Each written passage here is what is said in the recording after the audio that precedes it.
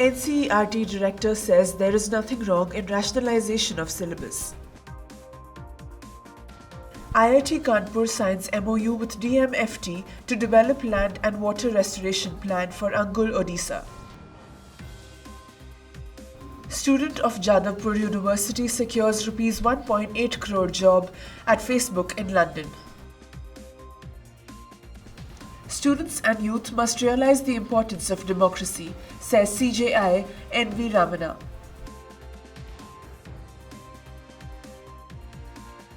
Principal of private college in Bihar held in BPSC leak case.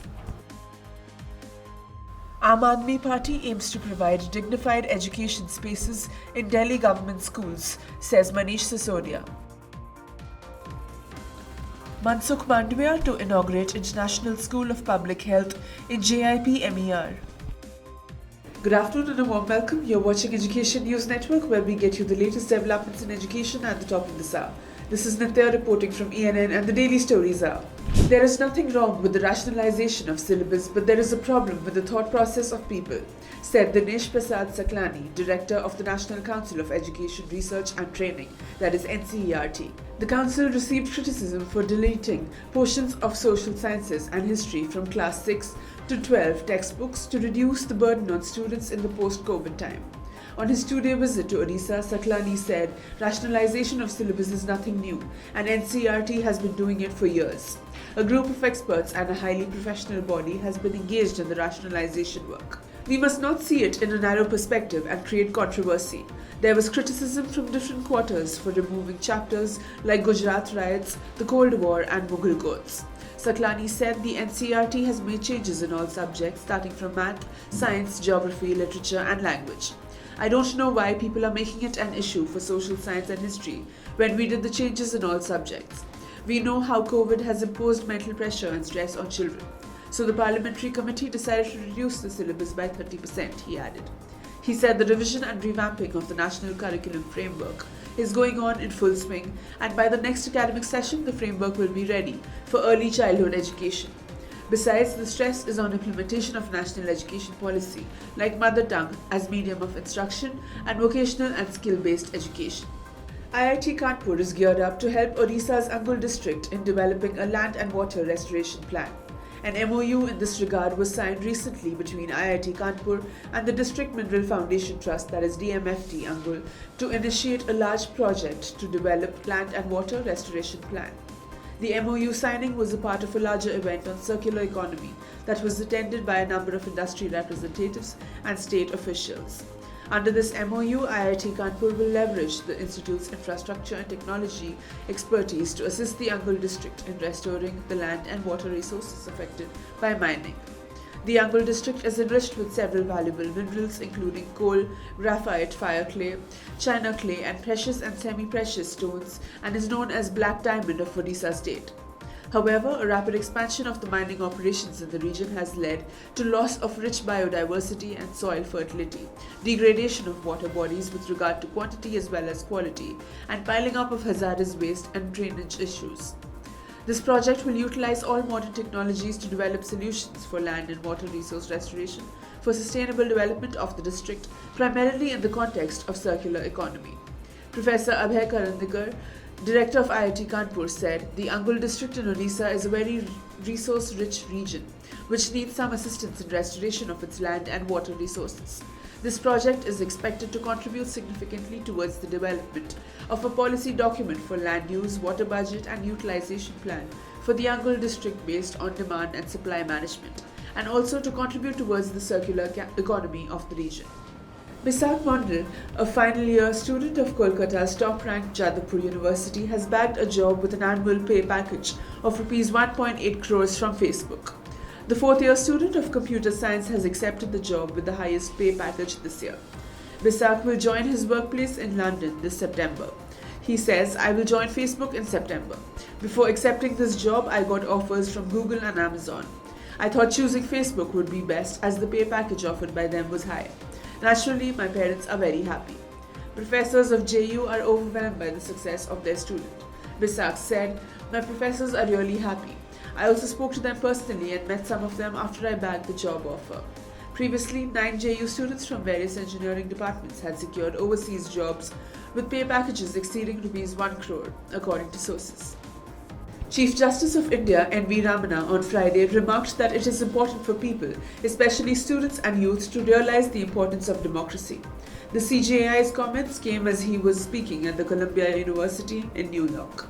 He further said, "It is only through your active participation that democracy can be sustained and strengthened.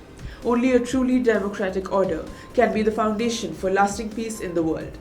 While visiting Columbia University in New York, the CJI also paid rich tributes to B.R. Ambedkar, who is an alumnus of the varsity.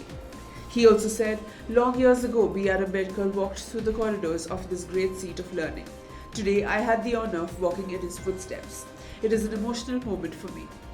The principal of a private college in Bihar, the affiliation of which expired a few years ago but continues to serve as a center for many examinations, has turned out to be a key accused in the Bihar Public Service Commission question paper leak. According to the Economic Offences Unit of Bihar Police, which is probing the matter, Shakti Kumar has been arrested from Gaya district. He was the principal of an evening college of which affiliation had expired in 2018. The college was one of the centers of BPSC Civil Services preliminary test held on May 8th last. The examination was, however, cancelled after one set of the question papers went viral on social media. Kumar, who was present at the Ram Sharan Singh Evening College as superintendent of the exam center, had scanned the question paper and shared it with a person called Kapil Dev on WhatsApp, said the EOU. Kapil Dev is a civil defense accounts employee who is said to have passed on the scanned copy to Pintu Yadav, the engineering graduate mastermind of the gang behind the leak, the EOU said. Efforts are on to trace Kapil Dev and Pintu Yadav, the police said. The Delhi government aims to provide dignified education spaces to all children in government schools, said Delhi Deputy Chief Minister Manish Sisodia on Saturday, and instructed principals to set minimum benchmarks regarding infrastructure, cleanliness and environment. Sisodia, who is also Delhi's education minister, was speaking during an interaction with the principals of government schools in Delhi. Over 200 school principals from all across Delhi attended the event. The interaction between Sisodia and the principals was centered on the academic priorities of Delhi government schools, cleanliness and maintenance of classrooms, and developing a positive classroom culture, according to an official statement. In the last 7 years, the government has done a lot of work on schools and has given a great model of education, the minister said. Sisodia said it is now the responsibility of principals to ensure that no student is left behind when we move ahead with the next session after summer vacation. The aim of the Delhi government is to provide dignified education spaces to all children. Coming to government schools and not paying attention to the same will be an injustice to children who have chosen our schools over others, he added. Union Health, Family Welfare, Chemicals and Fertilizers Minister Mansukh will be on a day's visit to Puducherry on Saturday to inaugurate the International School of Public Health at the centrally administered Jawaharlal Institute of Postgraduate Medical Education and Research. A release from the director of JIPMER, Rakesh Agarwal, on Friday said the building housing the school has been constructed at a cost of Rs 65.6 crores with state-of-the-art facilities. The school envisages the highest level of education in public health and would train scientists and practitioners of public health scheme to strengthen capacity for services and research in the health sector. The school has been running a Master of Public Health and Academic program since it was launched in 2014, the release said. Of the 175 trainees admitted so far, 136 candidates have successfully completed the course, with most of them having found placements in various reputed organizations.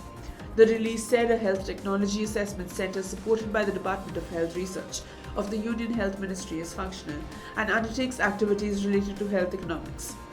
The school would function in close collaboration with the Health Ministry, health departments of Indian and foreign universities and health organizations. That's all for today. Thank you for watching Education News Network. For more such videos, do log on to our website, the ENN.com, and don't forget to like, share, comment and subscribe. Signing off, this is Nitya.